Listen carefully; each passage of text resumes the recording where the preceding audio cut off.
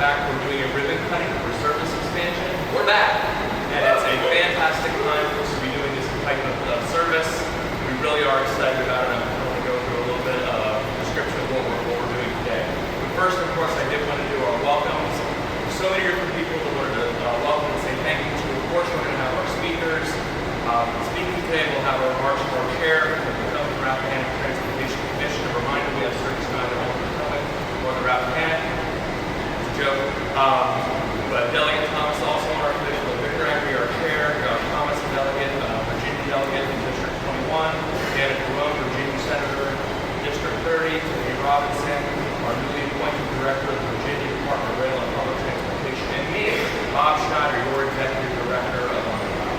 Very excited to be here. Also, we have commissioners, Emily Young, from Greene County of Spotsylvania. I always do that. I'm sorry. My apologies. I will learn one day.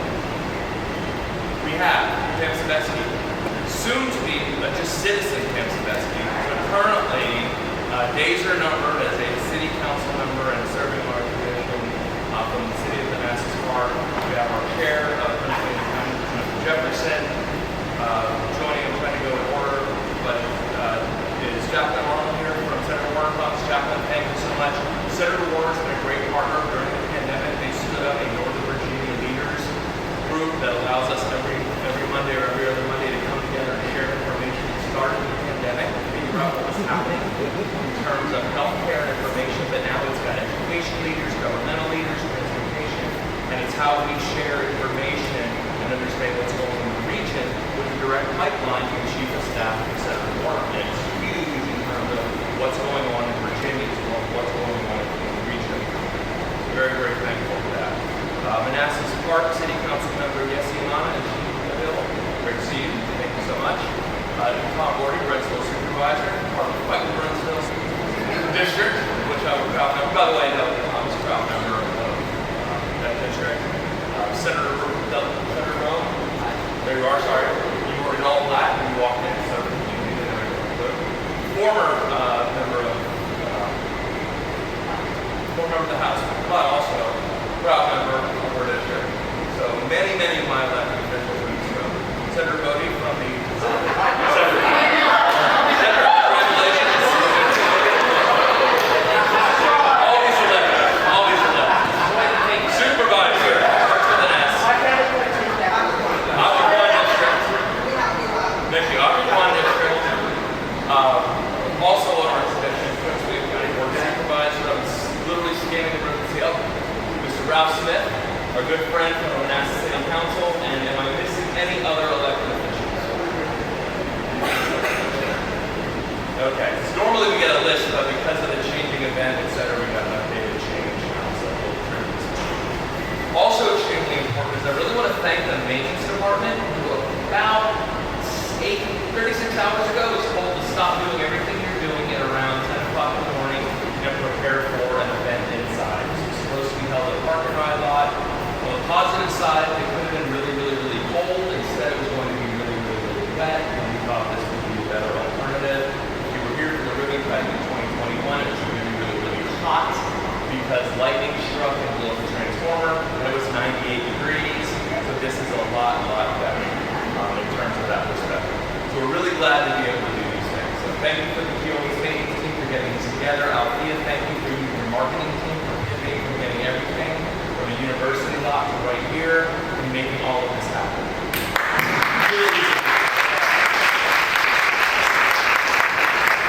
So beyond thank you, why are we actually here? It's because we launched new service in the fall here, as well as Warren County, out to Front Royal and Warrenton. So what's happened? We have service out of Front Royal to Washington, D.C. Now this is not the first time this has happened. There's been service that was operated by a charter company, the Shenandoah Regional Commission. What they would do is they would go out to market for private contractors. When we started looking at this, and right about the time we were interested in doing it, they put out a grant. So we said, wait a minute, why don't we actually partner government agency to government agency? Let's be smart about this. Since we're good at this kind of transit, and they kind of had a hard time with private providers and liability. So we backed up a little bit, and we put the grant application in partnership with them. So this is truly a case of government efficiency, looking at who does things well, and how can we do it consistently at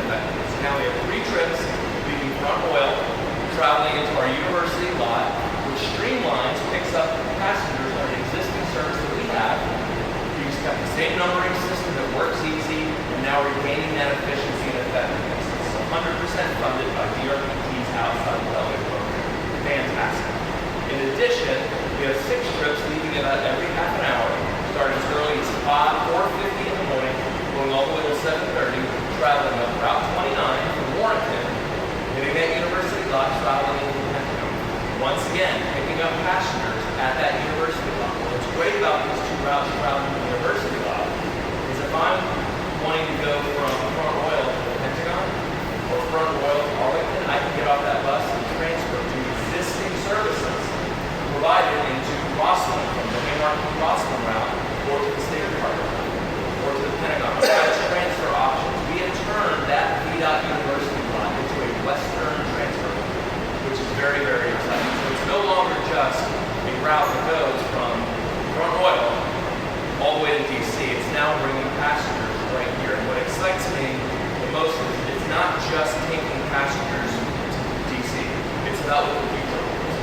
What the future holds is, and you'll hear some of the remarks, I'm sure, when you come to economic development, is we can now recruit workforce into Prince William County because they're stopping in Prince William County. Now what we have to do is find local routes and create services that connect in so that George Mason, Micron, Industrial Park, etc. can connect workforce. And even our own employees, we have multiple of our employees that live out in those areas that are driving in every day. So for example, why does that matter? Car congestion. Every bus is 2 cars. Okay, so every bus is 2 car lanes. That's the geographic footprint that basically takes up. So when you think about car congestion, 1 bus full is a line of 60 cars. So when 1 bus rolls through an intersection, which is how long it takes 3 Toyota Camrys and people on their cell phones to get through a light, let's be real, we do that in 6, that's like taking 60 cars through a traffic light in the time it takes 3 Toyota Camrys and people on their cell phones to get through. That's how efficient we are. By the way, we do that at Mini Hill Road. We do that at the Boulevard. We do that everywhere. So that's our efficiency when it comes to traffic congestion. We are a rolling intersection. We move people through intersections. But also what's important is when we talk about greenhouse gases and emissions. 5 cars driving from Front Royal to Gainesville line back is equivalent to 1 bus trip in when you account for vehicle efficiency, fuel burn, all of that stuff. We beat the fuel consumption rates on day 2 of service. We're already better air quality as a result of our transit service on the I-66 corridor as a result. And by the way, we're talking about the entrance to the Shenandoah National Park, and we're talking about the Manassas Valley. We're not only talking about resources in terms of the interstate corridor, we're talking about things we actually make an effort to preserve at the federal level. We're very excited that we're checking those boxes. I'm sure you're going to hear deeper comments about all those things, but it's what's next for our organization that excites us most. Mr. Chair, comments from you if you would, sir. Yes. Good morning, everybody. Welcome. So my job is to stick to the script. First of all, I'm Victor Angry. I'm your chair of PRTC. Happy after 2 terms that I've started before term here. Very honored to do so. I would say that this has been a treat just to watch and witness our transportation evolution in the area. Bristol County's environment and economic strong jurisdiction is the 2nd most populous county in the Commonwealth. It's one of the top 10 wealthiest counties in the Commonwealth, and it continues to be the most diverse county in the Commonwealth. One of the factors in Prince County's strength is our OmniRide bus system that helps commuters and local riders access jobs and other services as you heard Bob talk to a little bit. Prince County's economy is changing, especially here along the I-66 corridor. Prince William has long been a bedroom community for Washington, D.C., Manassas, Gainesville, and Haymarket, and have been about supporting the growth of Dulles, Western, and Titans, but things are changing. Western Greater Prince William is home to George Mason University, Micron Technologies, and dozens of new and innovative health sciences and technology businesses just a few miles south of here in our innovation district. Just over the highway, we have multiple transportation and logistics firms, including distribution centers for Amazon, FedEx,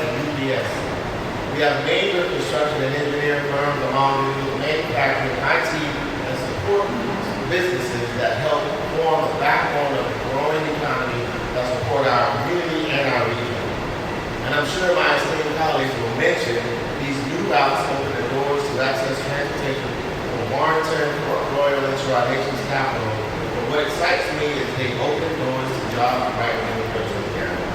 This is the beginning of our transit system ability to solve not just the traffic and congestion problems of I-66, but also provide our local businesses entirely new ways to recruit the talented workforce. The future is ahead of us, and I'm excited to see where we take OmniRide in the coming years.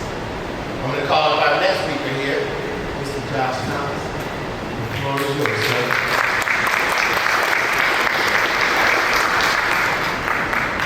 Good afternoon, or good morning, whichever one it is.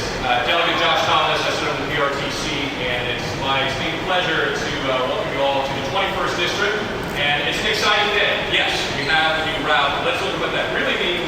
We're no longer at the end of the line. There are now routes that go past Prince William and bring people to the Washington, D.C. area, to Chantilly, to the Dulles area. We would not be able to do that without OmniRide. So we give a quick round of applause for the folks that really make it happen.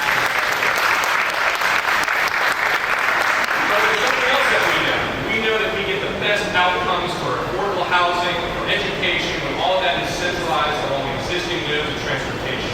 But what's excellent about today is that we are making those nodes even larger and creating new ones, so that we have more opportunity to put affordable housing in places in Western Prince William County, more opportunity to expand businesses and our footprint for jobs and entrepreneurs to come to this area, whether it be industrial in the area that we're in now, or commercial in areas like Haymarket or Manassas. The future is bright for Prince William County because of our transportation connectivity. Not only are we still sending people to the D.C. area, we're now bringing people in to Western Prince William and Eastern Prince William, the whole county at large. And now, it is my pleasure to introduce someone who's long been an advocate for transportation expansion in Prince William County, my senator, Senator Dan Boyd.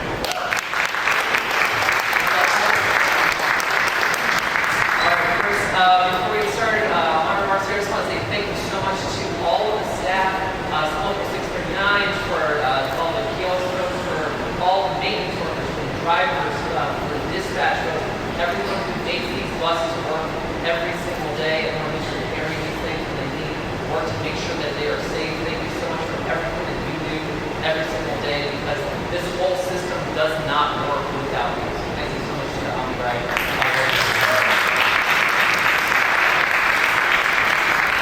The most significant thing that we're getting out of this is more traffic off by 66 each day. And because the toll roads exist, despite fervent opposition from some of us, we have to figure out, all right, they're built. That decision was made before actually almost every one of our local elected officials here were in office. And so we go, all right, what do we do next? Well, what we do next is we have to significantly expand our mass transit options in this area. We do not have a way to pave our way out of congestion on I-66. It simply has to be that we are creating a mass transit culture that people want to use. When our community is being designed in that post-World War II era and search for the next decade after that, we're talking about the beginning of really significant car culture being developed here as kind of a signal for this is what it means to have made it in America, right? And so what's happened since then is that we've had communities designed around that first, where you have a cul-de-sac, off cul-de-sac, up cul-de-sac, principal district.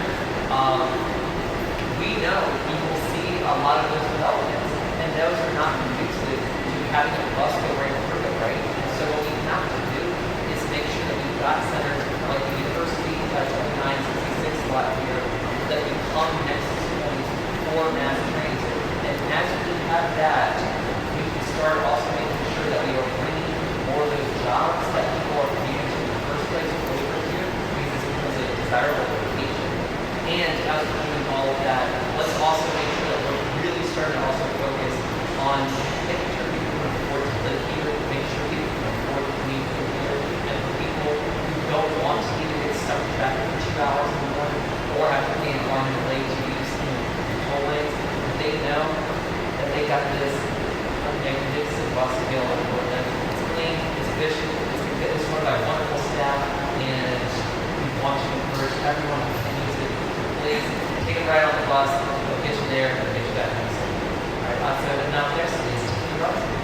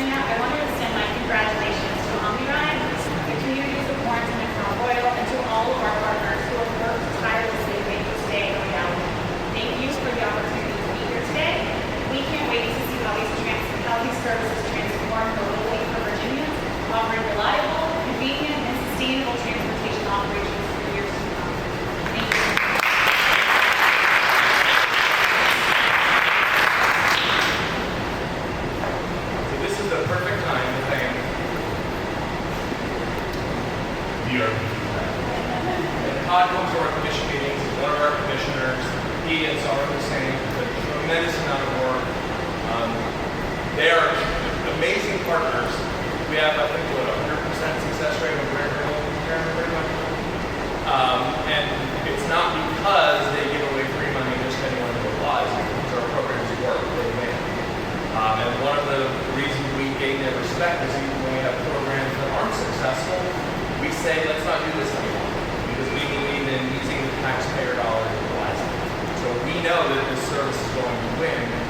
And we've already seen it in week number 1. And why do we know we see it work week number 1? Because our staff was out there freezing their butts off Monday and Tuesday in Front Royal and in Warrenton, and we were able to talk to customers who were very, very excited about it. So I just want to take a couple extra seconds.